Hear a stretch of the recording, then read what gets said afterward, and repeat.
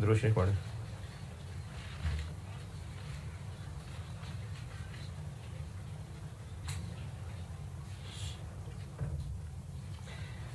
Page 74 पे है, page 74।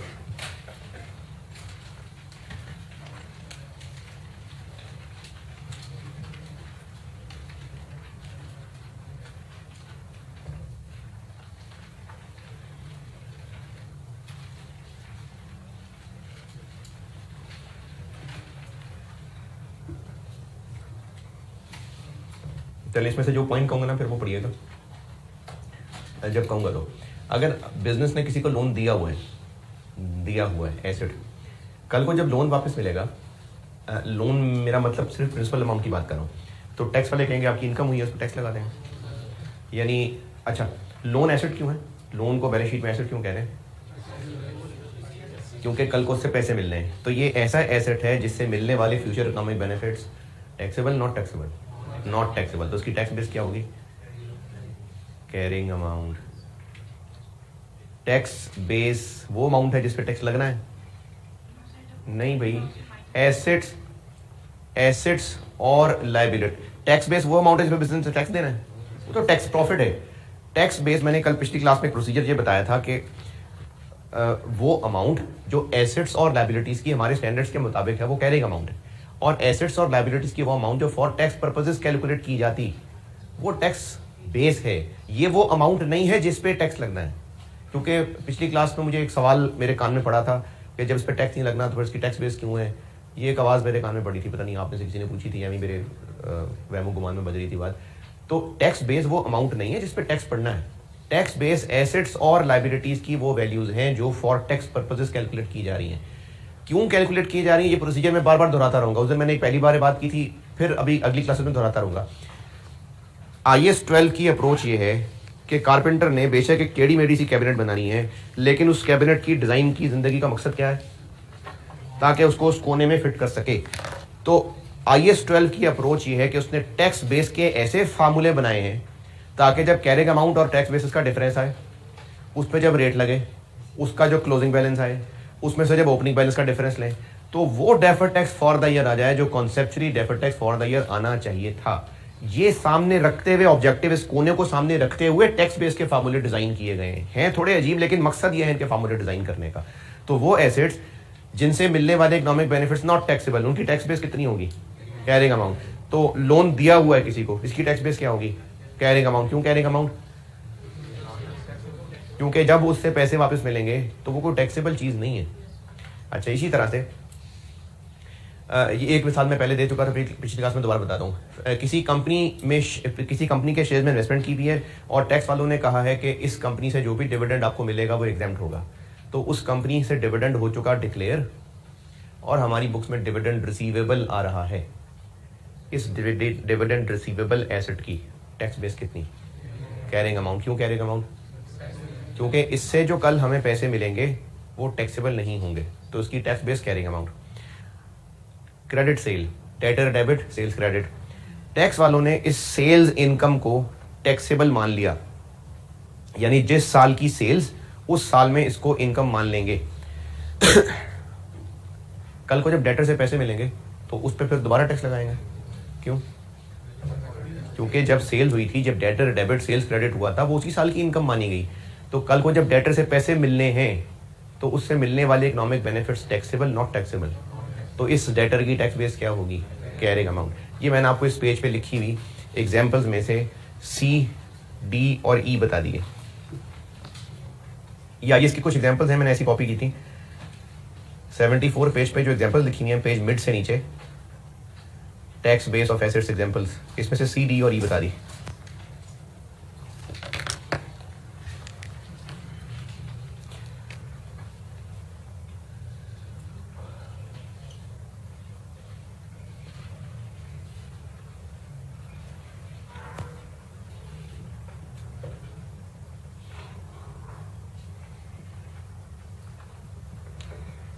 जी जी,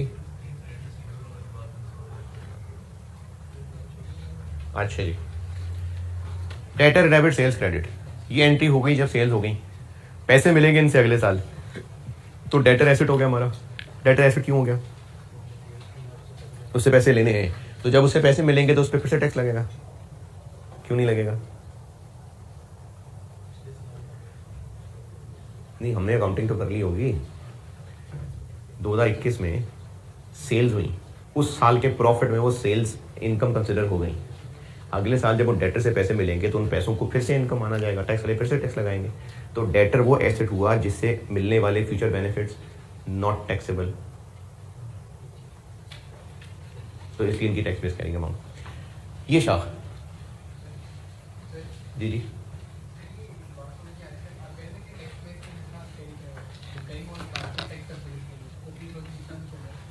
क्या क्या क्या क्या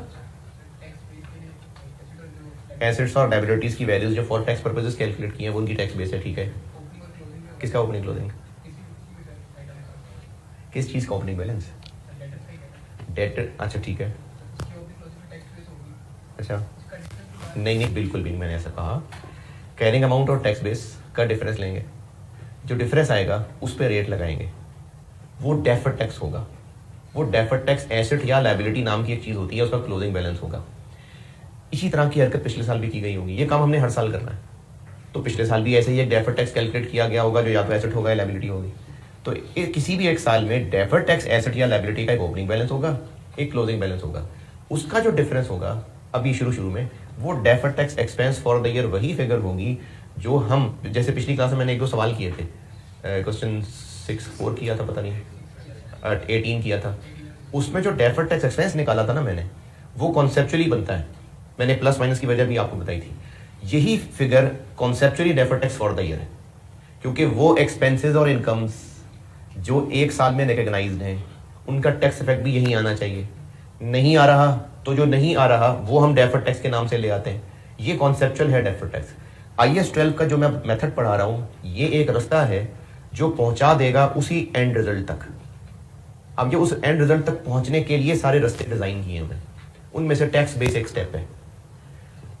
दूसरी शाख वो एसेट्स जिनसे मिलने वाले इकोनॉमिक बेनिफिट्स आर टैक्सेबल। अच्छा, बिजनेस के ना ये जो मैंने 2-4 मिसालें दी हैं, इसमें मेनली यही होती हैं। मैंने जैसे अभी लोन की बात की, या पैसे बिजनेस के पास पड़े हुए हैं, या वो डेटर्स के जिनकी सेल्स को इनकम मान लिया गया at the time of sales, या फिर टैक्स फ्री जोन में कोई एसेट्स हों। ये चंद मिसालें ही इस शाख की हैं। उसके अलावा बिजनेस के मेजॉरिटी एसेट्स इधर हैं। क्यों मेजॉरिटी एसेट्स इधर हैं? क्योंकि बिजनेस के मेजॉरिटी एसेट्स की मेहनत की कमाई क्या है? बिजनेस के प्रॉफिट्स, उस पर टैक्स लगेगा। तो मेजॉरिटी एसेट्स इधर हैं। इन एसेट्स के लिए PPE, इंटेंजिबल एसेट्स,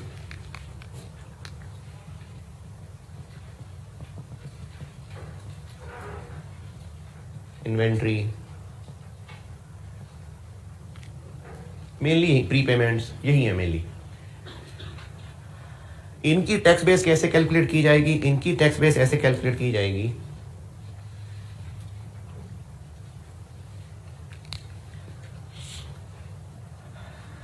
अच्छा एसेट होता है जिसे कल को इकोनॉमिक बेनिफिट्स मिलने हैं, और रिसीवेबल्स से इकोनॉमिक बेनिफिट्स कैसे मिलते हैं? पैसे लेने होते हैं। उसके अलावा इन्वेंट्री से इकोनॉमिक बेनिफिट्स कब मिलेंगे? जब सेल हो जाएगी। PPE से इकोनॉमिक बेनिफिट कब मिलेंगे? यूज़ हो जाएगा। तो मुख्तलिफ तरह से इनसे मिलते हैं इकोनॉमिक बेनिफिट्स।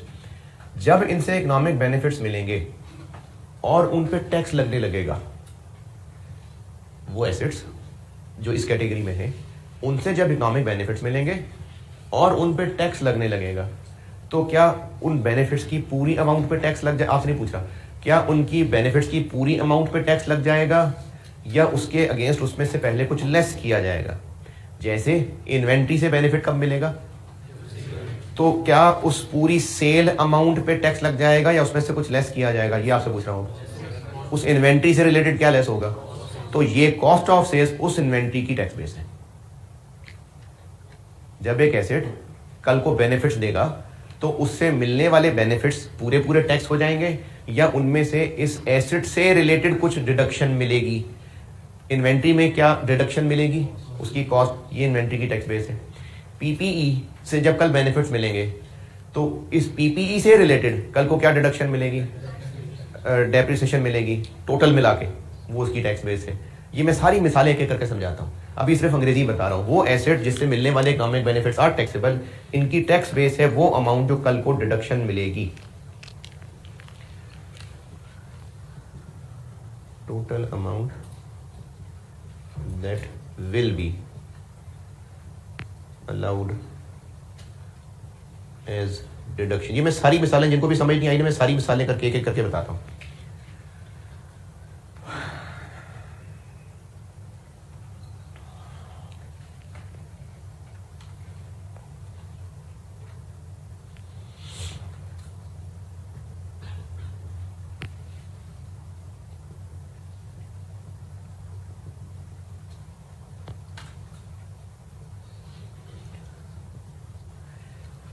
एसेट के जब कल को इकोनॉमिक बेनिफिट्स मिलेंगे और उन पे टैक्स लगने लगेगा, क्योंकि हमने कहा ये वो एसेट्स हैं जिन पे इकोनॉमिक बेनिफिट्स पे टैक्स लगता है, तो उसके अगेंस्ट जो इस एसेट के लिए डिडक्शन मिलेगी वो डिडक्शन इस एसेट की टैक्स बेस है। Carrying amount for the year होती है, एज एट होती है, और जनरली एज एट क्या होती है, year and, generally year and पे होती है। तो ये जो year carrying amount tax base, ये जनरली हम ये सारा काम ईयर एंड पे खड़े होकर कर रहे हैं।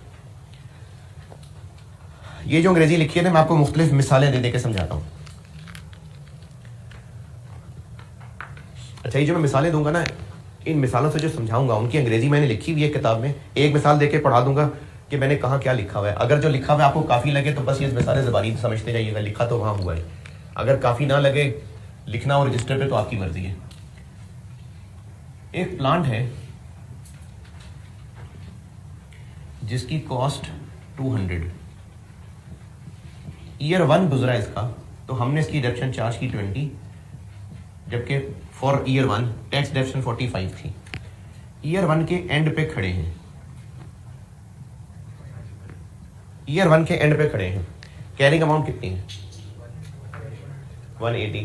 टैक्स बेस, अच्छा टैक्स बेस 155 इसलिए क्योंकि आपको ये पता है कि एसेट की वो वैल्यू जो फॉर टैक्स पर्पसेस कैलकुलेट की गई है। अब मैं इस डेफिनेशन को बताता हूँ, ये फार्मूला।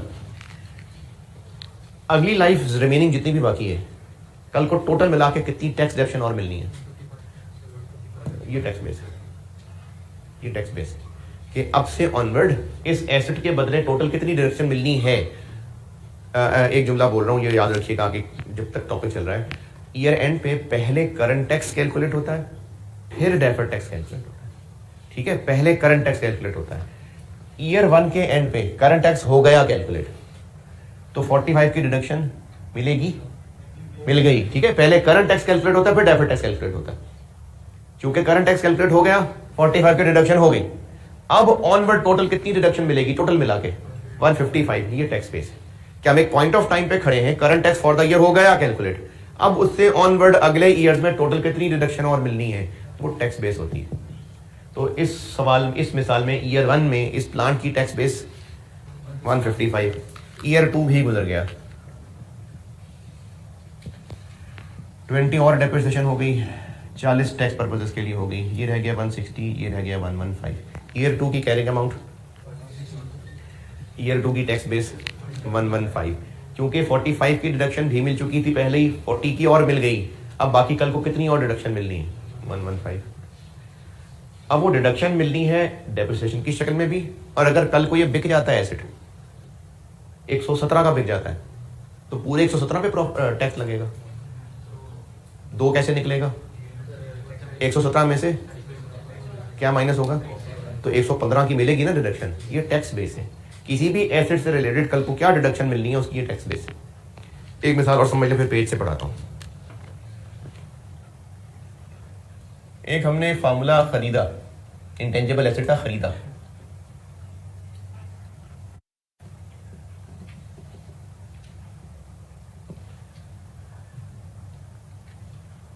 का ईयर 1 गुजरा, हमने इस ईयर 1 में इसकी अमॉर्टाइजेशन, चूंकि 5 साल इसकी लाइफ सोची थी, 10 चार्ज की। टैक्स वालों ने कहा कोई एसेट थोड़ी होता है, तो एक्सपेंस है, तो टैक्स वालों ने इसको पहले ही साल में एक्सपेंस अलाउ कर दिया। ईयर 1 के एंड पे इस फार्मूले की कैरिंग अमाउंट कितनी, टैक्स बेस कितनी, क्यों 0, क्योंकि अब फ्यूचर में कोई रिडक्शन नहीं मिले, तो टैक्स बेस 0। ये मैंने आपको इससे अगले पेज पे कुछ मिसालें लिख के दी हैं ये 100% परफेक्ट इसलिए नहीं है क्योंकि सवाल में हो सकता है थोड़ी सी इसके अंदर ऐसी वैरायटी डाली हो कि ये एग्जांपल्स का जो मैंने टेबल बनाया हुआ है, ये मैं हूँ पेज 75 पे मैंने एक टेबल बनाया हुआ है एसेट्स की एग्जांपल्स का। ये आपकी ना हेल्प के लिए है, जनरल चीज़ें मैंने इसमें लिख दी हैं। हो सकता है एग्जाम, वैसे तो इंशाल्लाह चल जाएगा ये सारा, लेकिन फिर भी हो सकता है एग्जाम में कोई डिफरेंट सा ऐसा टेस्ट हो जाए जो इस एग्जाम्पल के अंदर मैंने ना लिखा हो सकता है ऐसा, या थोड़ा डिफरेंट तरीके से उसका आंसर बनता हो। इसलिए आपने ये जो मैं टेक्स्ट बेस के फार्मूले बताऊंगा 3, क्योंकि चौथा जो है वो एक ही मिसाल है तो वो आप याद भी कर लें तो चलेगा, तो पीछे 3 रह जाएंगे।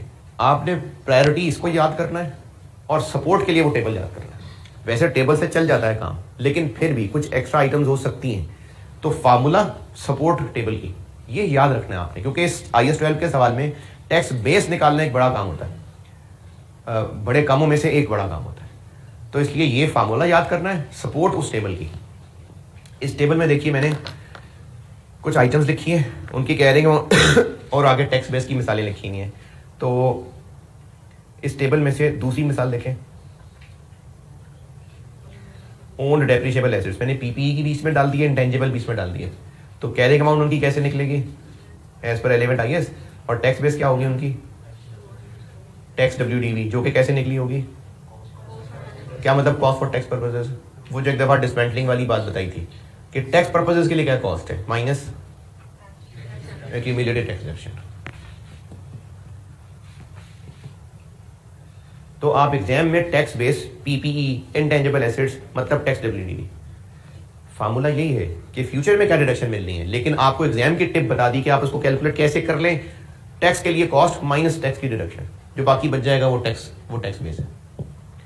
अच्छा, ये ना अभी शुरू में चूंकि मैं समझा रहा हूँ और अभी तक सवाल कोई नहीं किया, इसलिए इसमें कच्ची रहेंगी चीजें, लेकिन सवालों के साथ साथ पक जाएंगी। ये IAS 12 सवाल कर लेने के बाद इतना मुश्किल नहीं लगेगा, लेकिन सवालों तक पहुंचने के लिए तो बहरहाल ये सीखना पड़ेगा।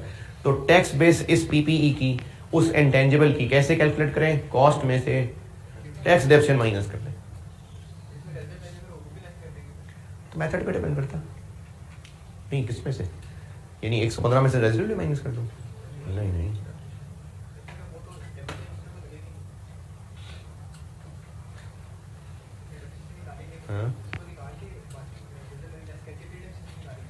रेजिडुअल वैल्यू सिर्फ ये होती है कि जब एंड पे एसेट बेचने लगे तो उतनी बुक वैल्यू उसकी फिर भी बच गई होगी, तो बुक वैल्यू ही बच गई होंगी ना। तो जब एक्चुअली बिक जाएगा तो रेजिडुअल वैल्यू से डिफरेंट नहीं बिकता, तो जो उसकी रेजिडुअल वैल्यू बची हुई होगी वो डिडक्शन मिल जाएगी। ईयर 2 गुजर गया, क्या अब भी टैक्स बेस 200 है, मिल चुकी है इसकी डिडक्शन, कल को दोबारा मिलेगी तो टैक्स बेस 115 है।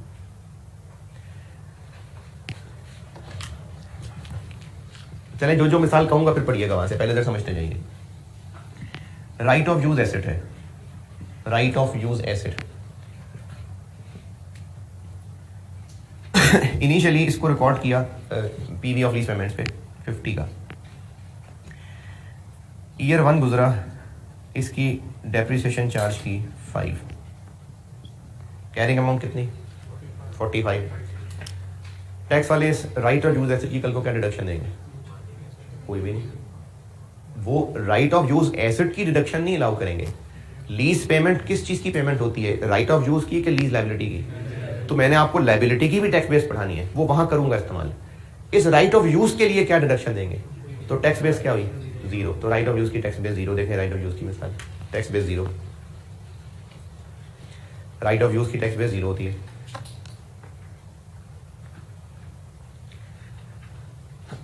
ये फार्मूला समझ के लगाने की भी कोशिश करते रहें और सपोर्ट के लिए वो टेबल भी याद करें। ये टेबल जो पेज 75 पे ना, ये मैंने बनाया है, ये को IAS का टेबल नहीं है कि ये टेबल IAS जो साथ लेके गए होंगे तो उसमें टेबल बना होगा, नहीं, ये मैंने आपके लिए एग्जाम टिप्स के लिए टेबल बनाया हुआ है। चलिए और मिसाल, ईयर एंड पे स्टॉक मौजूद है और उसकी कॉस्ट 80 है, NRV 70 थी,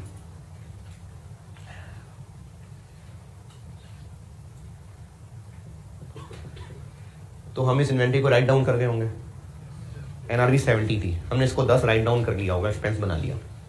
अगर तो टैक्स वाले, ये 10 एक्सपेंस बना होगा हमारी बुक्स में, इन्वेंट्री को राइट डाउन करना एक्सपेंस है। अगर तो टैक्स वाले इस राइट डाउन को बाय डिफॉल्ट करते हैं, बाय डिफॉल्ट मानेंगे, अगर नहीं मानेंगे तो सवाल वाला बता देगा।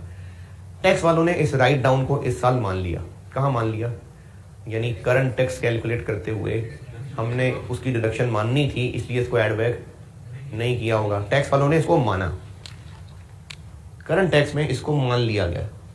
कल को जब ये चीजें सेल होंगी तो कॉस्ट ऑफ सेल कितनी मानी जाएगी, हम कितनी मानेंगे 70, टैक्स वाले कितनी डिडक्शन अलाउ करेंगे 70।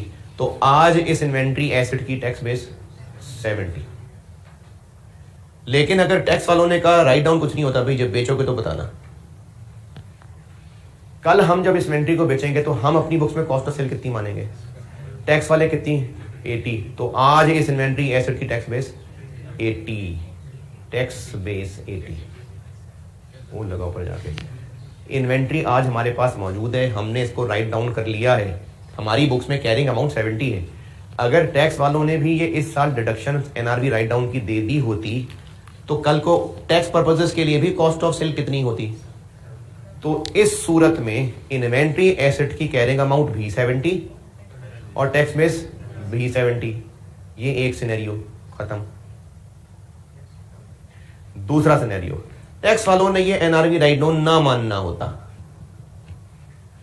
अब कल को जब बिकेगी इन्वेंट्री तो हम तो इसको कॉस्ट ऑफ सेल 70 ही मानेंगे, टैक्स वाले कितनी डिडक्शन कॉस्ट ऑफ सेल के नाम पे 80। तो आज इस इन्वेंट्री एसेट की टैक्स बेस 80।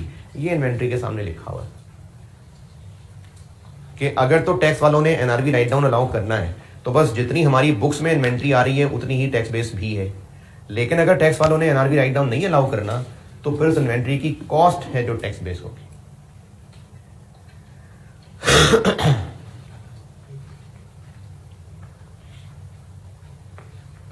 क्यों कैलकुलेट कर रहे हैं टैक्स बेस, ताकि कैरिंग अमाउंट से इसका डिफरेंस लिया जाए, ताकि जो डिफरेंस आए उस पर रेट लगे, वो क्लोजिंग डेफर्ड टैक्स हो, उसका ओपनिंग क्लोजिंग का डिफरेंस लिया जाए, ताकि वो deferred tax expense for the year आए जो कॉन्सेप्चुअली उस ईयर का होना चाहिए। इस एंड ऑब्जेक्टिव को पीछे लाके ये टैक्स बेस के फार्मूले बनाए गए हैं बड़े सोच समझ के। जी, इसको 1x पे चलाओ, मैं तो 1x पे ही चल रहा होता हूँ। थोड़ा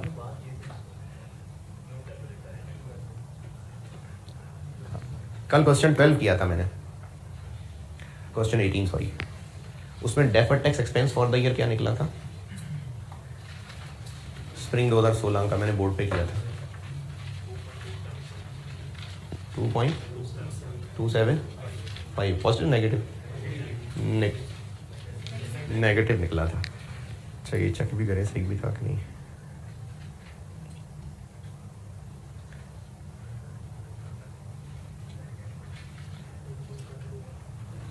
हाँ ठीक है, 2.28 भी कह सकते हैं उसको, ठीक है। ये मैंने P&L मेथड से किया था और P&L मेथड असल में उस कॉन्सेप्चुअल कैलकुलेशन को कहते हैं जो पहले 2 क्लासेस में बनाने की कोशिश की थी कि वो इनकम और एक्सपेंस जो एक पीरियड में रिकग्नाइज हैं और उनका टैक्स इफेक्ट है, वो टैक्स इफेक्ट भी उसी पीरियड में आना चाहिए। अगर नहीं आ रहा, क्यों नहीं आ रहा, क्योंकि उन आइटम्स की ट्रीटमेंट का टाइमिंग का डिफरेंस है। हम उसको इनकम एक्सपेंस किसी और साल में मान रहे हैं जबकि टैक्स वाले उसकी टैक्सेशन किसी और साल में कर रहे हैं। तो उस किसी और साल में जो उनका टैक्स इफेक्ट पड़ा हुआ है उसको उस साल से शिफ्ट करके इस साल में लाना, ये टैक्स की एडजस्टमेंट डेफर्ड टैक्स कहलाता है। ये कॉन्सेप्ट है। तो इस कॉन्सेप्ट के ऊपर बेस करते हुए क्वेश्चन नंबर 18 का deferred tax for the year ये बनता था। अब ये जो हम टैक्स बेस पढ़ रहे हैं ना, ये टैक्स बेस के फार्मूले साइंसदानों ने ये सोच के बनाए हैं। अच्छा इस हुलिये के साथ ये मिसाल थोड़ी अजीब लगती है लेकिन कोई बात नहीं, बचपन से तो हुलिया नहीं है। कुछ गाने ऐसे होते हैं कि उनकी शायरी बड़ी बेंगी चिब्बी सी होती है, शायरी फिट नहीं हो रही होती, कोई सिर पैर नहीं होता। तो होता यह है कि पहले गाने की ट्यून बनती है, पहले म्यूजिक बनता है, फिर शायर को कहते हैं इसमें शेर फिट कर दे भाई। अब शायर ने जो टेढ़े मेढ़े शेर बनाने हैं तो उसने शेर बनाने इसलिए हैं कि उस म्यूजिक में फिट हो जाए। तो ये जो टैक्स बेस के शेर लिखने को कहा है ना, IAS 12 के बुजुर्गों ने ये टैक्स बेस ये सोच के कैलकुलेट किया है फार्मूला, ताकि जब कैरिंग अमाउंट और टैक्स बेसिस का डिफरेंस लिया जाए, उस डिफरेंस पे जब रेट लगाया जाए, उसका जो आंसर क्लोजिंग डेफर्ड टैक्स निकले इसका जब ओपनिंग डेफर्ड टैक्स से डिफरेंस लिया जाए तो ये आंसर आ जाए। ये एंड ऑब्जेक्टिव लाने के लिए टैक्स बेस बनाई गई है ताकि ये ऐसी फिगर आए, क्योंकि ये फिगर कैसे निकलनी है, ये तो स्टैंडर्ड्स वाले लिख चुके जो होना था, ये तो स्टैंडर्ड्स बन चुके। अब मसला ये है कि ये आंसर लाने के लिए हमने इसको कुछ ऐसा करना है कि ये जब यहां से गुजरता गुजरता यहां पहुंचे तो यही हो। ये टैक्स बेस के फार्मूले इसलिए बनाए गए हैं, यानी टैक्स बेस के फार्मूलों की इटसेल्फ कोई आपको लॉजिक समझ नहीं आया, कोई जी इसकी क्या लॉजिक है, ये नहीं, इसकी कोई लॉजिक नहीं है, यानी इसका कोई कॉन्सेप्ट नहीं है कि वो अमाउंट जो कल को डिडक्शन मिलेगी वो टैक्स बेस है। ये क्या बात हुई? तो ये बात हुई कि हमें यहां कुछ ऐसा लिखना है कि यहां पर यह आंसर निकला है। और इसकी लॉजिक क्या है? इसकी बिल्कुल है लॉजिक कि ऐसे इनकम एक्सपेंसेस जो फॉर द ईयर हमारी बुक्स में रिकॉग्नाइज्ड हैं, उनका टैक्स इफेक्ट भी पूरा का पूरा उसी साल में होना चाहिए। अगर नहीं है, किसी और पीरियड में है, क्योंकि उन आइटम्स की अकाउंटिंग और टैक्स ट्रीटमेंट में टाइमिंग का फर्क था, तो वो जो किसी और पीरियड में इधर उधर भाग के उसका टैक्स चला गया, वहां से समेट समेट के इस पीरियड में लाना, ये डेफर्ड टैक्स के जरिए होता है। ये है कॉन्सेप्ट। तो कॉन्सेप्ट ये है, लेकिन जहां तक पहुंचाने का जो IAS 12 का तरीका है, जो रास्ता है, उस रास्ते में हमें ये बाईपास बनाना जरूरी था, ये अंडरपास बनाना जरूरी था।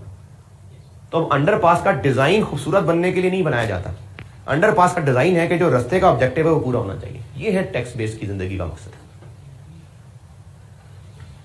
PPE inventory intangible asset, right of use. अब लैंड की बात करते हैं।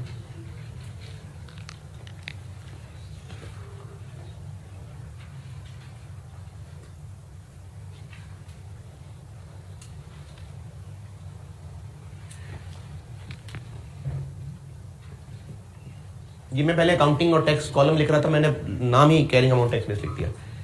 एक लैंड खरीदी 100 की, कल को इसके क्या रिडक्शन मिलेगी? कुछ भी, कुछ भी नहीं। क्यों? क्या करने के लिए?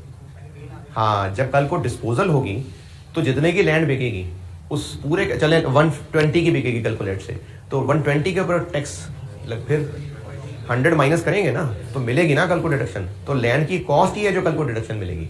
कल मतलब अगला साल नहीं, कल मतलब ये एसेट जब तक भी बुक्स में मौजूद है, अल्टीमेटली जब ये खत्म होगा तब तक टोटल मिला के जितनी डिडक्शन मिलनी है टैक्स पर्पसेस के लिए वो इसकी टैक्स बेस है। तो लैंड की टैक्स बेस कॉस्ट। तो इन टेबल में लिखी एग्जांपल्स आप याद जरूर करिएगा, लेकिन प्रायोरिटी आपकी ये हो। बाकी आपको ना सवालों के साथ साथ आइडिया होना शुरू हो जाएगा कि इस टेबल की कितनी अहमियत है, इस चीज़ की कितनी अहमियत है। इसके अलावा मैं वैसे भी आपको भी कुछ टिप्स बता दूंगा, लाइबिलिटी पढ़ाने के बाद कुछ टिप्स बताऊंगा जिसमें से ये दोनों टेबल्स याद करने की मैं आपको कुछ शॉर्टकट बता दूंगा। पूरे टेबल नहीं, कुछ आइटम्स के शॉर्टकट बता दूंगा। तो एक बार ये सारा हो जाए, सवालों में प्रैक्टिस आनी शुरू हो जाए, फिर आपको ना इसका खुद ही अंदाजा होना शुरू हो जाएगा कि क्या टेबल पूरा याद करना है, रटना है, नहीं रटना है, काम चल रहा है, नहीं चल रहा है। लैंड कर दी, डेप्रिशिएबल एसेट्स हो गए, राइट ऑफ यूज इन्वेंटरी। चलें और आगे चलते हैं। जी जी बोले बोले। ये जो टैक्स वाले हैं ना, जनरली पाकिस्तान में तो नहीं और मुल्क दुनिया में भी जनरली, ये इन वैल्यूज की अपडेशन को नहीं मानते। कहते हैं वैल्यू देख दे के खुश ना हो, जब वाकई बेचोगे तो बताना। तो इसलिए ये वैल्यू एडजस्टमेंट्स को नहीं मान रहे होते। तो हमने अगर लैंड को फेयर वैल्यू पे अपडेट कर भी लिया होगा, लैंड की टैक्स बेस क्या होगी? कॉस्ट।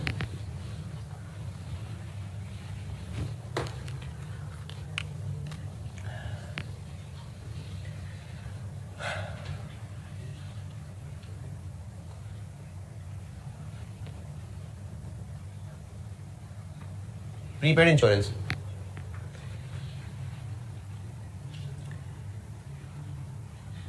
प्रीपेड इंश्योरेंस आ रही है 500 की।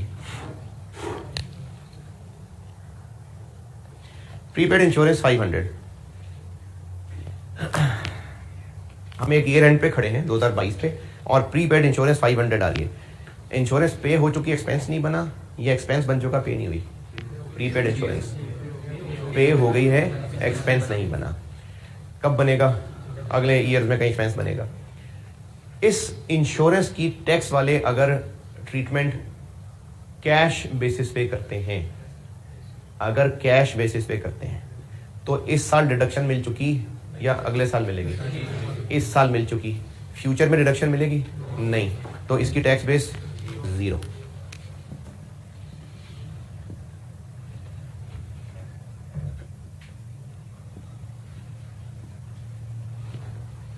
दोबारा सुने, प्रीपेड इंश्योरेंस एक एसेट है, पेमेंट हो चुकी, अभी एक्सपेंस नहीं बना। अगर टैक्स वाले कैश बेसिस पे चलेंगे तो इसकी डिडक्शन इसी साल अलाउ कर चुके, अगले साल फिर से नहीं अलाउ करेंगे, तो अगले साल क्या डिडक्शन अलाउ करेंगे? जीरो, तो टैक्स बेस जीरो। लेकिन अगर इनकी टैक्सेशन होनी है एक्रूअल बेसिस पे,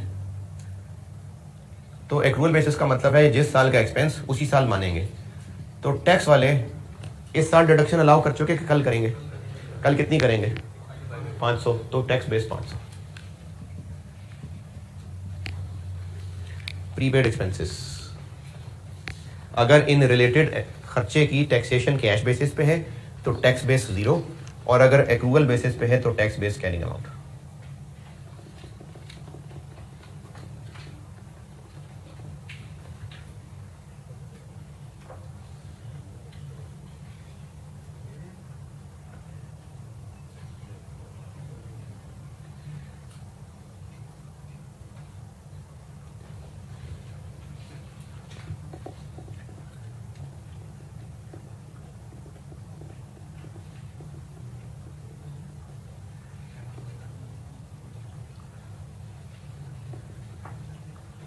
हाँ जी, प्रीपेड एक्सपेंसेस।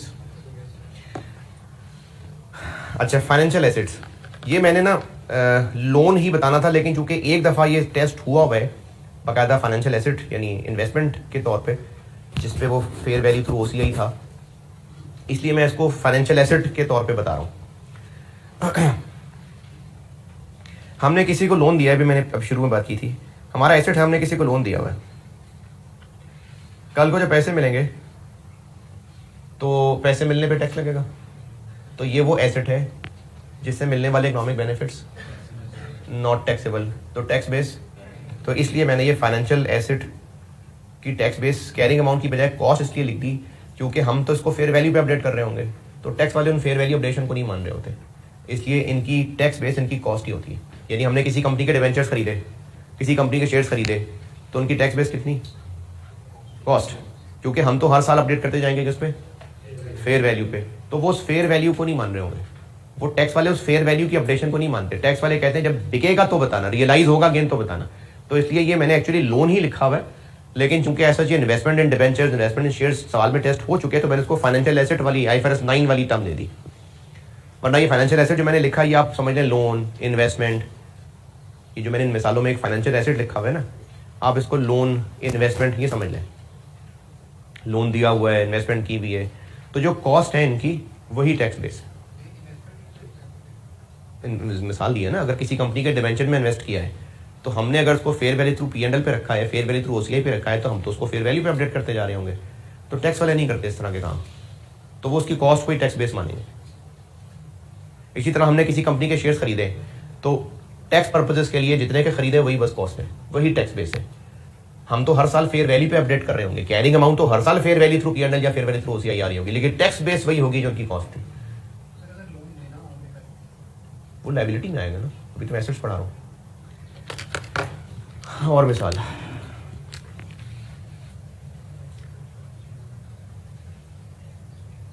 ऑपरेटिंग लीज पे एक एसेट दिया हुआ है और रेंट रिसीवेबल आ रहा है 100,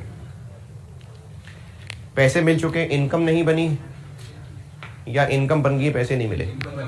इनकम बन गई है पैसे नहीं मिले। कल को जब पैसे मिलेंगे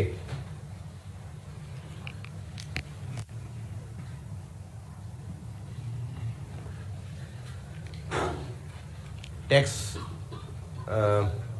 नहीं, रेंट रिसीवेबल है, एसेट है, इनकम बन चुकी है, पैसे नहीं मिले।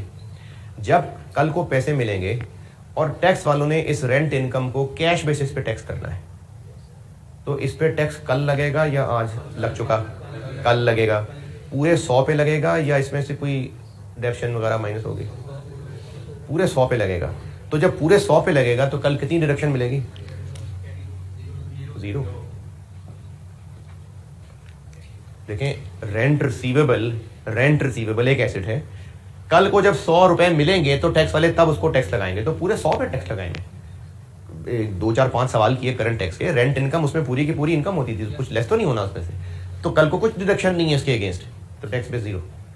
और अगर टैक्स वाले इस रेंट इनकम को एक्रूअल बेसिस पे मानते हैं, तो इस रेंट इनकम को इसी साल टैक्स किया जा चुका है या अगले ईयर्स में किया जाएगा?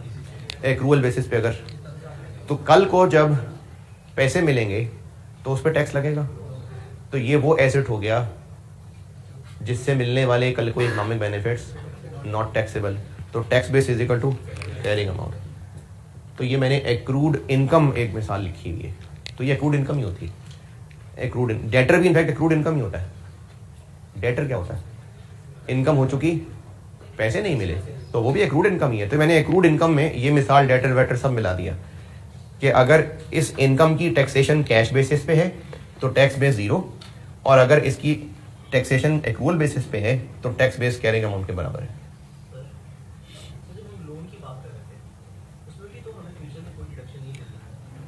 लोन जब कल को वापस मिलेगा तो उस पर टैक्स लगेगा, वो कोई इनकम है।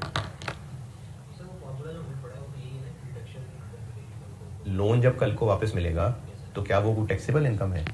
तो वो फार्मूला इधर वाले में फॉल कर गया। मैंने टैक्स बेस के 2 फार्मूले बताए हैं आपको। वो एसेट जिससे मिलने वाले इकोनॉमिक बेनिफिट्स नॉट टैक्सेबल, तो लोन उस कैटेगरी में फॉल कर रहा है और उसकी tax base is equal to carrying amount है।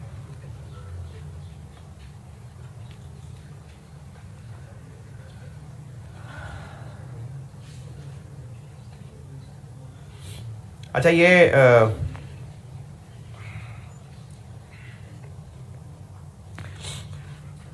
इस टेबल में ऊपर टॉप पे तीसरी मिसाल देखिए, पढ़ के आती है समझ?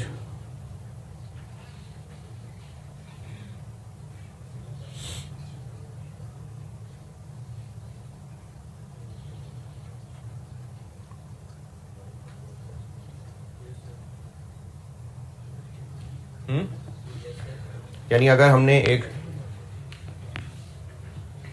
प्लांट पे इंस्टॉलेशन समेत 1000 खर्च किया और बोरिंग कॉस्ट 100 की कैपिटलाइज की, तो अकाउंटिंग पर्पसेस के लिए तो कॉस्ट 1100 है, टैक्स पर्पसेस के लिए कॉस्ट ही 1000 है, क्योंकि इस 100 का टैक्स वालों ने क्या करना है, वो तो उसी साल ही एक्सपेंस मान लेना है। तो हो सकता है सवाल में आपको ये फिगर ही ना दी हो, सिर्फ इसका जिक्र किया हुआ हो। ऐसा हुआ भी है सवाल में कि सिर्फ ये पोर्शन बताया हुआ है। तो अगर सिर्फ इस portion of cost of asset की बात करें तो उसकी टैक्स बेस क्यों 0? क्योंकि वो इसकी अभी ही डिडक्शन अलाउ कर चुके हैं, इंटरेस्ट एक्सपेंस कल को नहीं करेंगे, तो इसलिए इसकी टैक्स बेस 0। ये मैंने इस तीसरी मिसाल में लिखा हुआ। इस इंटरेस्ट वाले पोर्शन को हमने एसेट की कॉस्ट का हिस्सा माना है, टैक्स वाले इसको अभी ही इंटरेस्ट एक्सपेंस मान चुके, कल को नहीं देनी डिडक्शन, तो इसलिए इस पोर्शन की टैक्स बेस 0। ये मैंने पोर्शन की बात इसलिए की है क्योंकि ऐसा हो चुका है सवाल में कि ये वाली फिगर ही नहीं बताई हुई थी, इसलिए सिर्फ इस पोर्शन को मैंने एक सेपरेट मिसाल कह दिया। अच्छा जी, इस टेबल की सेकंड लास्ट मिसाल देखें ये मैं अभी कुछ देर पहले बता चुका शुरू में कि अगर किसी कंपनी के शेयर्स में इन्वेस्टमेंट की हुई है और गवर्नमेंट ने कहा है कि इससे जो भी डिविडेंड आएगा वो एग्जाम्प्ट है, तो ईयर एंड पे डिविडेंड डिक्लेयर हुआ है, हमने डिविडेंड रिसीवेबल बनाया हुआ है, तो वो dividend receivable tax base carrying amount क्यों है? क्योंकि कल को मिलने वाले economic benefits are not taxable. ये सेकंड लास्ट मिसाल लिखी हुई है। लास्ट मिसाल समझ लें। हमने रिसर्च के ऊपर खर्चा किया इस साल 200 का अकाउंटिंग पर्पस के लिए तो ये एक्सपेंस है। अगर टैक्स वालों ने हमने खर्चा किया 200 का, हमने तो उसको ईयर 1 में ही एक्सपेंस मान लिया, टैक्स वालों ने कहा कि हम 100 अभी और 100 दूसरे साल अलाउ करेंगे। कॉन्सेप्चुअली इस पे डेफर्ड टैक्स बनना चाहिए कि नहीं? क्यों बनना चाहिए? क्योंकि टाइमिंग का फर्क आ गया, हम 1 साल एक्सपेंस मान रहे हैं, टैक्स वाले इसको 2 साल में फैला रहे हैं, तो कॉन्सेप्चुअली डेफर्ड टैक्स बनना चाहिए। लेकिन क्या ये कोई एसेट है? रिसर्च ये तो एक्सपेंस है, ये तो एसेट ही नहीं है। जब ये एसेट है ही नहीं तो वो जो IAS 12 का रास्ता सिखाया आपको, IAS 12 का रास्ता क्या है? एसेट्स और लायबिलिटीज की कैरिंग अमाउंट टैक्स बेस का डिफरेंस लिया जाएगा, उस डिफरेंस पे रेट लगेगा, वो जो डिफरेंस पे रेट लग के आंसर आएगा वो डेफर्ड टैक्स का क्लोजिंग बैलेंस होगा, फिर उसको ओपनिंग से डिफरेंस लिया जाएगा, वो deferred tax expense for the year होगा। तो जिस रास्ते से हमने डेफर्ड टैक्स ला के कैलकुलेट करना है, ये मिसाल तो उस रास्ते उस मेथड में पकड़ी ही नहीं जानी। क्यों नहीं पकड़ी जानी?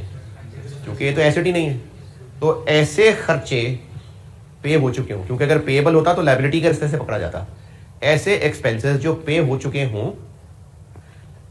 एक्सपेंसेस कह रहा हूं, एक्सपेंसेस जो पे हो चुके हों, लेकिन टैक्स वालों ने इसकी deduction over a period allow करनी हो, तो हमें उन एक्सपेंसेस को सिर्फ इसलिए क्योंकि डेफर्ड टैक्स कैलकुलेट करना है, एसेट मानना पड़ेगा।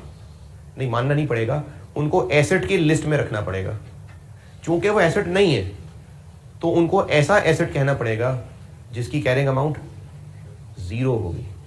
क्यों जीरो होगी? क्योंकि वो एसेट ही नहीं है। लेकिन उसको एसेट के कपड़े क्यों पहनाने पड़ रहे होंगे? ताकि वो इस मेथड में कवर हो जाए और उस पर डेफर्ड टैक्स कैलकुलेट हो सके। ऐसे एक्सपेंसेस जो पे हो चुके हैं, क्योंकि अगर पेएबल होते तो लायबिलिटी वाली टैक्स बेस के जरिए आ जाते। ऐसे एक्सपेंसेस जो पे हो चुके हों, लेकिन उनकी tax deduction over a period allow होनी हो, तो कॉन्सेप्चुअली उन पर डेफर्ड टैक्स बनना चाहिए, लेकिन इस सिस्टम में वो रह जाएंगे। तो इस सिस्टम से बच के निकल ना जाए, तो ऐसे एक्सपेंसेस को एसेट की यूनिफॉर्म पहनानी पड़ेगी, उनको एसेट का लकब देना पड़ेगा। लेकिन चूंकि वो एसेट है ही नहीं, तो उनकी कैरिंग अमाउंट जीरो होगी। और टैक्स बेस क्या होगी? जो कल को डिडक्शन मिलनी है। अभी हम ईयर 1 के एंड पे खड़े हैं, तो इस रिसर्च कॉस्ट नामी जबरदस्ती के एसेट की कैरिंग अमाउंट कितनी? जीरो। Tax base 100। ये वाला 100 नहीं, जो अगले साल 100 मिलना है। ये मैंने इस टेबल की आखिरी मिसाल लिखी हुई।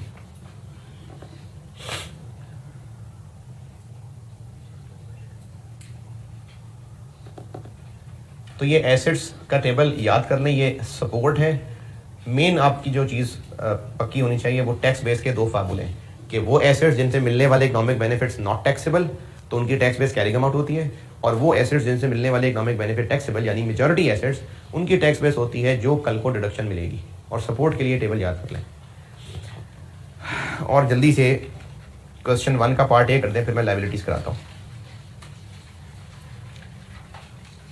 Page 86, page 86 question 1 part A कर दे, फिर लायबिलिटी बताता हूँ।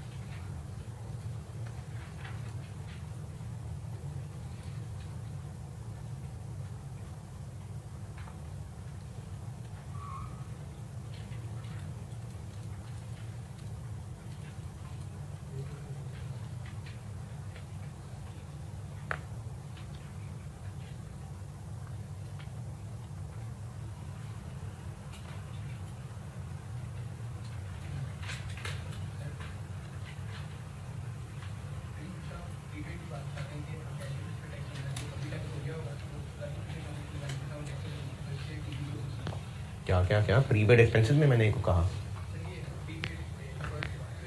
इसमें मैंने ये कब कहा कल वाले बेनिफिट्स टैक्सेबल नहीं है, इसमें मैंने ऐसी बात कब की? ये मैंने कब कहा प्रीपेड एक्सपेंसेस में? हाँ, तो दो अलग अलग बातें हैं। एक चीज की डिडक्शन अलाउ ना होना और एक चीज पे टैक्स ना लगना, ये दो उल्टी उल्टी बिल्कुल उलट बातें हैं। हाँ, क्योंकि इसी साल ही मिल गई सारी।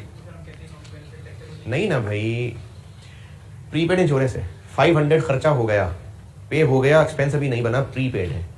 अगर टैक्स वालों ने इसकी टैक्सेशन, इसकी डिडक्शन कैश बेसिस पे अलाउ करनी है तो ये इसकी डिडक्शन इसी साल अलाउ कर चुके, इसको इसी साल एक्सपेंस माना जा चुका, इसी साल का करंट टैक्स निकालते हुए इंश्योरेंस पेड कह के लेस किया जा चुका। कल को दोबारा होगा तो कल को कितनी डिडक्शन मिलेगी? कोई नहीं मिलेगी, कोई नहीं को जीरो कहते हैं, तो टैक्स बेस जीरो। लेकिन अगर टैक्स वालों ने इस इंश्योरेंस एक्सपेंस को एक्सपेंस एक्रूअल बेसिस पे ही अलाउ करना है तो इसको कब एक्सपेंस अलाउ किया जाएगा? अगले साल या हो चुका? तो अगले साल कितनी डिडक्शन मिलेगी?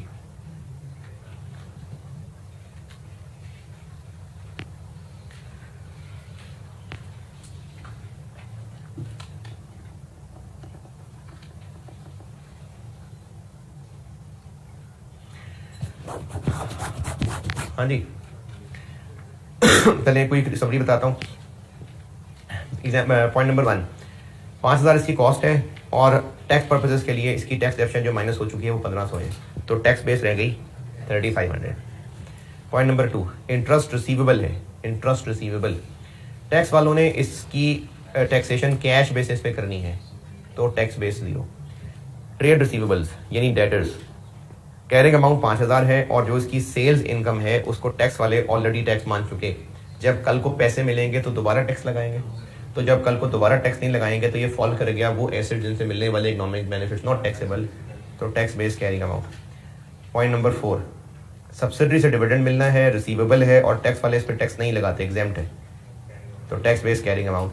पॉइंट नंबर 5, लोन एसेट आ रहा है हमारा, कल को पैसे मिलेंगे तो इस पर टैक्स लगेगा नहीं, tax economic benefit not taxable, carrying amount tax base. Number 6, dividend receivable है और इस डिविडेंड इनकम को कैश बेसिस पे टैक्स किया जाएगा तो 0। पॉइंट नंबर 7, प्रीपेड रेंट है, टैक्स वाले इसको कैश बेसिस पे अलाउ करेंगे, tax base 0। Point number 8, tax free zone में प्लांट लगा हुआ है तो टैक्स बेस कैरिंग अमाउंट। ये हो गई एसेट्स के लिए टैक्स बेसिस, लाइबिलिटीज के लिए टैक्स बेस।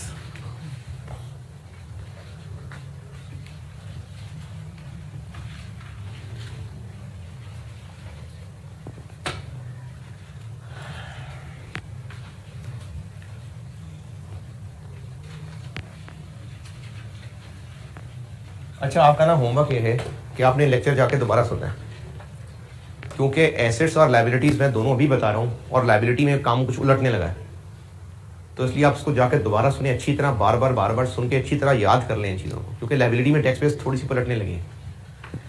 टैक्स बेस के फार्मूले हैं 4, 2 एसेट्स के लिए 2 लाइबिलिटीज के लिए। टैक्स बेस क्यों फार्मूला बनाया गया है? ताकि एंड रिजल्ट वो आ जाए जो conceptually deferred tax for the year होना चाहिए। टैक्स बेस पढ़ा रहा हूं, टैक्स बेस में आपको मैंने टैक्स बेस में फॉर एसेट्स पहले बता दिया था, अब मैं बता रहा हूं फॉर लाइबिलिटी।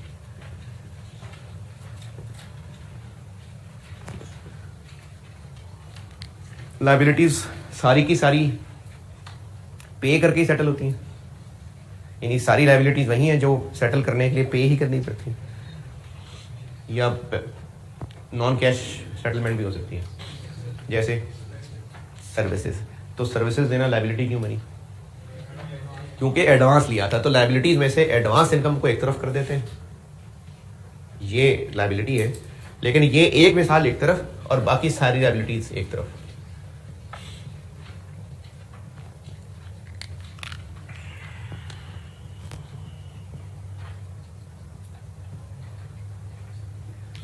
यानी पे करने वाली लाइबिलिटीज एक तरफ और सर्विसेज देने वाली लाइबिलिटी एक तरफ।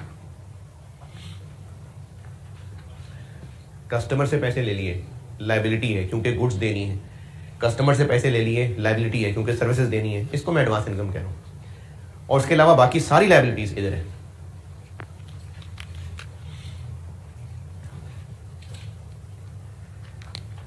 लायबिलिटी जब कल को सेटल होगी तो खर्चा होगा, एक्सपेंडिचर होगा कि नहीं होगा? खर्चा होगा। लायबिलिटी अगर इस कैटेगरी की है तो उसकी tax base is equal to carrying amount minus, यानी जो हमारी बुक्स में अमाउंट है वो माइनस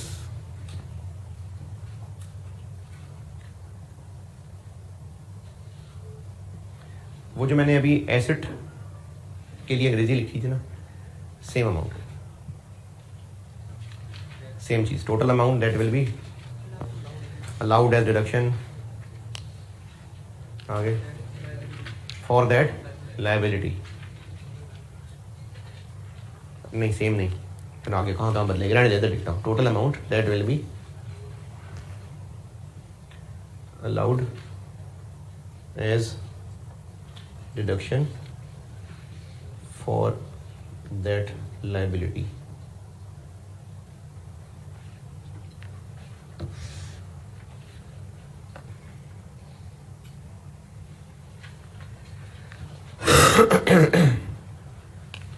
बस यहां तक। जब लायबिलिटी सेटल होगी, जब लायबिलिटी पे होगी तो खर्चा होगा, उस खर्चे को एक्सपेंस माना जाएगा फॉर टैक्स पर्पसेस? अगर हां तो वो अमाउंट ये है। सीधी मिसालों पे आता हूं। एक लोन लिया हुआ है 200 का, लोन लिया हुआ है 200 का, कल को वापस करेंगे, तो ये जो 200 कल को वापस करना है, क्या ये कोई डिडक्शन है? यानी ये कोई बिजनेस के लिए एक्सपेंस माना जाएगा? प्रॉफिट निकालते हुए इसको लेस किया जा रहा होगा? नहीं। तो इसकी tax base is equal to 200 minus इस 200 में से कितना है जो कल को पे होने पे एक्सपेंस अलाउ हो जाएगा? कुछ भी नहीं।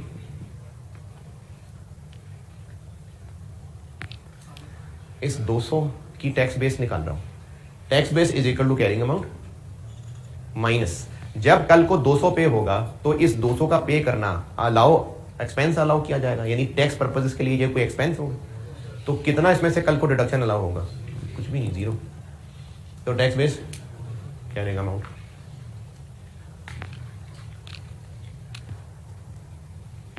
लीज लायबिलिटी है 300 की,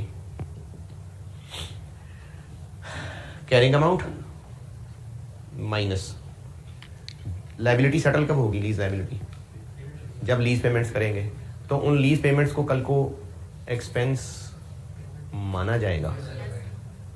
लीज लायबिलिटी जब कल को लीज रेंटल पे होंगी, लीज पेमेंट्स पे होंगी, तो किराया दिया जा रहा होगा, तो वो डिडक्शन अलाउ होगी ना। तो इस 300 में से कितनी डिडक्शन अलाउ होगी? सारी की सारी।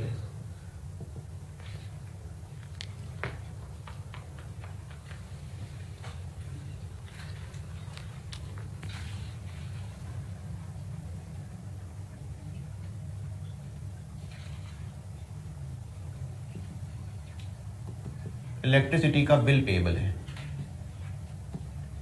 200 का, एक्सपेंस बन चुका, पे नहीं हुआ, या पे हो चुका एक्सपेंस नहीं बना? एक्सपेंस बन चुका, पे नहीं हुआ। अगर टैक्स वालों ने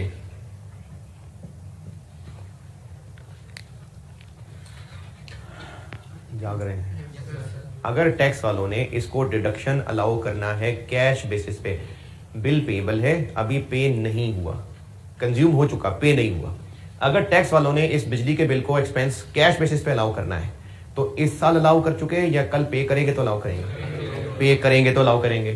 tax base is equal to carrying amount minus, कल को कितनी पेमेंट अलाउ हो जाएगी? पूरी 200, तो टैक्स बेस 0। और अगर टैक्स वालों ने इस बिजली के बिल को एक्सपेंस एक्रूवल बेसिस पे ही मान लेना है, तो इसी साल एक्सपेंस माना जा चुका, या कल बिल पे होगा तो मानेंगे? तो कल कितनी डिडक्शन और मिलेगी? 0।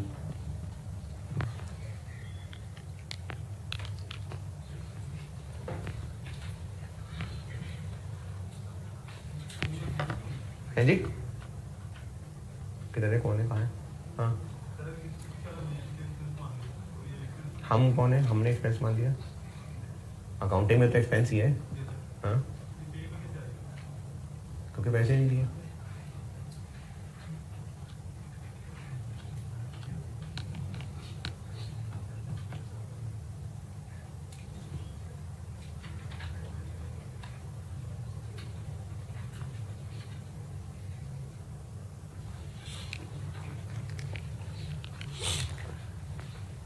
प्रोविजन फॉर रिपेयर्स है 50।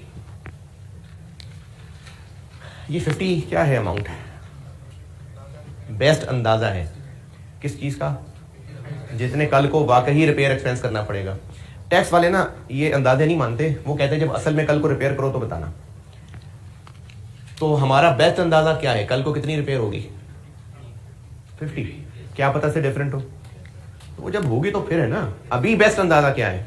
50। तो हमारे अभी बेस्ट अंदाजा 50 है, तभी तो प्रोविजन 50 पे है।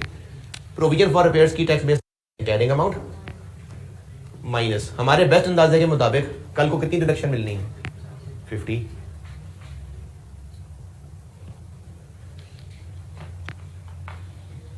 कुछ समझ नहीं आ रही जी? वो जब होगा तो फिर होगा ना। अभी का बेस्ट अंदाजा तो 50 है। हम देखें, टैक्स वाला 50 नहीं अलाउ करेगा। टैक्स वाला तो वो अलाउ करेगा जो असल में कल होगा, लेकिन अभी कल आया नहीं है। हमारा अभी का बेस्ट अंदाजा क्या है, कल कितना खर्चा होगा? 50। तो जब 50 होगा तो डिडक्शन मिल जाएगी। कल को अगर डिफरेंट मिली तो फिर तो वो तो कल देखा जाएगा। अभी इस वक्त बेस्ट अंदाजा 50 है। अच्छा, ये मैं पेज 75 पे हूं, लायबिलिटीज की मिसालें कर रहा हूं डिस्कस। पहली मिसाल लीज लायबिलिटी, ये बता चुका।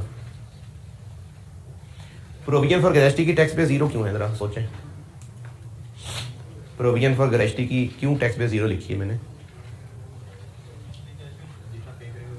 जब कल पे हमने ग्रेजुटी का पेबल बनाया हुआ है जितना कल को पे करना है, तो जब कल पे करेंगे तो सारा अलाउ हो जाएगा, तो उसकी tax base 0। Provision for repair बता चुका। प्रोविजन फॉर डाउटफुल डेट जो है ना, ये असल में तो लायबिलिटी नहीं होती।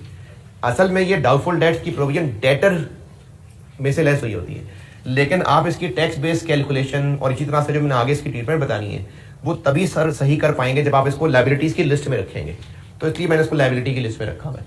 सवालों में आपको ऐसा मिलेगा कि डेटर का पता नहीं होगा, प्रोविजन बताई होगी बस, तो इसलिए आप इसको लायबिलिटी की लिस्ट में रख लें। इसकी टैक्स बेस भी 0 और इसकी टैक्स बेस भी इसीलिए 0 कि कल को जितना राइट ऑफ होगा मिल जाएगी डिडक्शन। और अगली मिसाल, क्यों carrying amount payable for any invisible expense. हमारी बुक्स में फाइन पेबल आ रहा है, फाइन पेबल आ रहा है 100 का। टैक्स बेस कैरिंग अमाउंट क्यों है अभी? क्योंकि कैरिंग अमाउंट माइनस कुछ भी अलाउ नहीं होना, तो इसलिए कैरिंग अमाउंट। तो फाइन पेबल की tax base carrying amount. Loan की टैक्स बेस कैरिंग अमाउंट क्यों? क्योंकि लोन पे करना कोई एक्सपेंस थोड़ी है, तो टैक्स बेस कैरिंग अमाउंट। अच्छा, ये ना सीए फाइनल में अक्सर टेस्ट होता है, कैफ में भी एक दफा हो चुका, और सीए फाइनल में चूंकि अक्सर होता है तो मुझे लगता है कि शायद अब ये कैफ में भी अक्सर पे चला जाएगा। वो है लॉन्ग आउटस्टैंडिंग लायबिलिटीज। ये समझे जरा, बहुत पुराना क्रेडिटर चला आ रहा था, तो टैक्स वालों ने कहा कि यार ये तो 2 नंबर ही है, तुमने अभी जाली बिल डाला हुआ है, पैसे तुमने देने में नहीं, कोई नहीं है, 4 साल हो गए पूछा नहीं है सर तुमसे आके पैसे देने हैं, तो बस ये तुम्हारी कोई लायबिलिटी नहीं है। ऐसी कोई चीज़ पड़ी है टैक्स में कि कोई 3 साल ना, तो अगर इस तरह कोई 3 साल पुराना क्रेडिटर अब इस साल टैक्स वाले कहें तुम्हारी इनकम है, 3 साल पुराना कोई क्रेडिटर था इस साल, अच्छा हमने नहीं उसको इनकम माना, हमारी बुक्स में वो क्या है, हमारी बुक्स में लायबिलिटी ही रहेगी। टैक्स वाले कह रहे नहीं ये कोई लायबिलिटी नहीं है और वो उसको इनकम मान लेते हैं, तो ऐसी लायबिलिटी की टैक्स बेस 0। क्यों 0?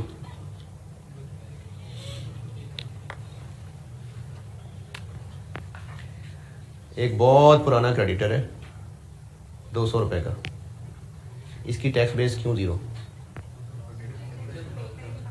क्योंकि उन्होंने इस पूरे को बैठे बैठा इनकम मान लिया, तो अगर कल को पे करना पड़ गया तो बैठे बैठा इनकम बना लिया है कि तुमने पे नहीं करना, तो अगर कल को पे कर दिया फिर अलाउ कर देंगे, तो कल को वो अलाउ कर देंगे, तो टैक्स बेस 0। नहीं, नॉर्मल क्रेडिटर की टैक्स पे जीरो नहीं है। नॉर्मल क्रेडिटर्स की टैक्स पे जीरो नहीं है, कैरिंग अमाउंट है। नॉर्मल क्रेडिटर्स की टैक्स बेस कैरिंग अमाउंट नहीं, वो मैं एक्रूड में आके बताता हूँ जी। एक मिनट, नॉर्मल क्रेडिटर दिए हैं, ये क्रेडिटर ही है ना एक तरह से, तो नॉर्मल क्रेडिटर दिए हैं जी। कल को पे, वो कहते तो हमारी बचत हो गई है बस, तो कल को अगर पे करना पड़ गया तुम कहें यार देखो तुम कैसे थे, इनकम हो गई है, हमने तो पैसे दिए हैं, तो फिर उस पैसे देने को डिडक्शन अलाउ कर देंगे।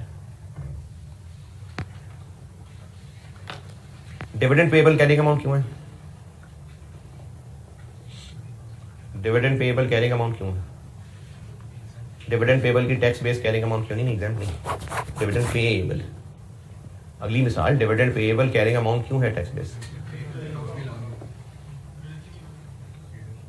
ये कोई अलाउबल एक्सपेंस थोड़ी होता है, डिविडेंड पे करना कोई एक्सपेंस थोड़ी है। कंपनी अपने शेयर होल्डर्स को डिविडेंड पे कर रही है तो एक्सपेंस है। तो डिविडेंड पेएबल की कैरिंग अमाउंट माइनस, कल को जब डिविडेंड देंगे तो कोई रिडक्शन मिलेगी नहीं, तो carrying amount minus zero carrying amount.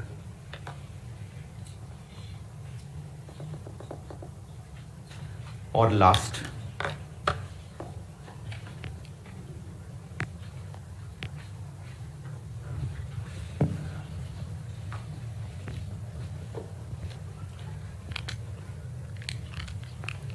Tax base is equal to carrying amount minus. अच्छा, ये सीरियसली होमवर्क कह रहा हूँ कि आप लेक्चर को दोबारा सुने, क्योंकि इसको हजम करके आए, ये तो आपको हजम नहीं, उल्टियां करेंगे आप तो जाके, इसको हजम करके आइए कल। इसको अब से मैंने इनको यूज करवाना है। Advance income carrying amount minus वो अमाउंट जिसपे कल को टैक्स नहीं लगेगा।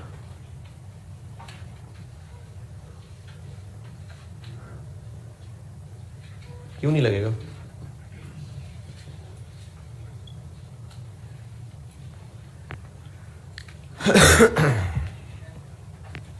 हो सकता है एग्जाम तो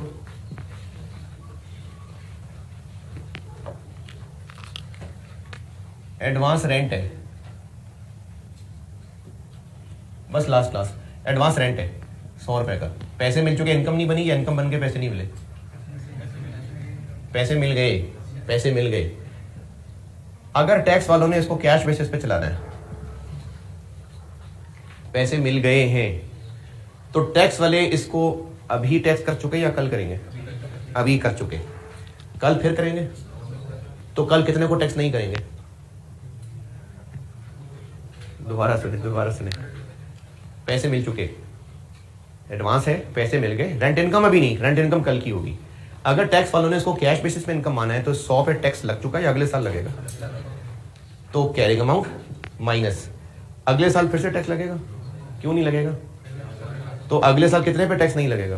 पूरे 100 पे टैक्स लेस जीरो। अच्छा, ये जो मैं ये वाला फार्मूला बता रहा हूँ ना, इसका बेशक एंड रिजल्ट याद कर लेना, ये चकराने वाली चीज है, इसलिए एंड रिजल्ट बेशक इसका रट्टा लगा लें। और अगर टैक्स वालों ने इसको एक्रूअल बेसिस पे मानना था, तो इस रेंट इनकम को इस साल इनकम मान चुके कि कल मानेंगे? दोबारा, पैसे मिल चुके हैं, इनकम कब बनेगी? कितनी उंगलियां ये? पैसे मिल चुके हैं, इनकम कब बनेगी? अगले साल। अगर टैक्स वालों ने भी एक्रूअल बेसिस पे टैक्स करना है तो वो भी इसको कब इनकम मानेंगे? अगले साल। तो अगले साल वो कितने पे टैक्स लगाएंगे? 100 पे। तो कितने पे नहीं लगाएंगे? 0 पे।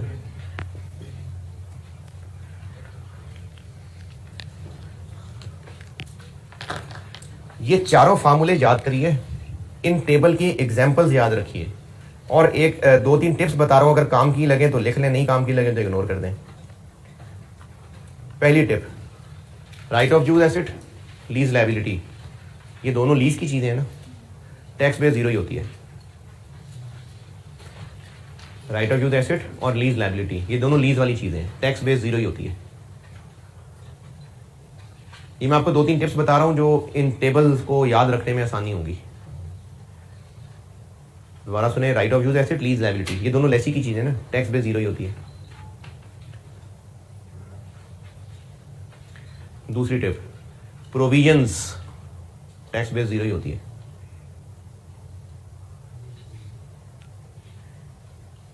सिवाय किसी हराम चीज की प्रोविजन। जो मैंने फाइन पेबल लिखा था, सिवाय किसी इनएडमिसिबल चीज की प्रोविजन, उसकी कैरिंग अमाउंट है। अदरवाइज प्रोविजन की टैक्स बेस 0 ही होती है।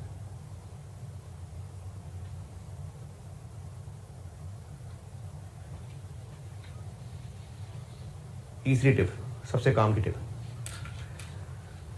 ये जो एक्रूअल कॉन्सेप्ट की पैदावार चीजें हैं, prepaid expense, accrued expense, advance income, accrued income, debtor, creditor, ये सब एक्रूअल कॉन्सेप्ट की चीजें हैं ना। इन सब के लिए अगर इनकी टैक्सेशन कैश बेसिस पे तो टैक्स बेस 0, एक्रूअल बेसिस पे तो टैक्स बेस कैरिंग अमाउंट। दोबारा, जितनी एक्रूअल कॉन्सेप्ट की पैदावार है, prepaid expense, accrued expense, advance income, accrued income, debtor, creditor, prepayment accrual वाला चैप्टर की सारी चीजें, prepaid expense, accrued expense, advance income, accrued income, debtor, creditor, अगर इनकी रिलेटेड आइटम्स की टैक्सेशन कैश बेसिस पे है तो इनकी टैक्स बेस 0, और अगर इनकी रिलेटेड आइटम्स की टैक्सेशन एक्रूअल बेसिस पे है तो टैक्स बेस क्या है।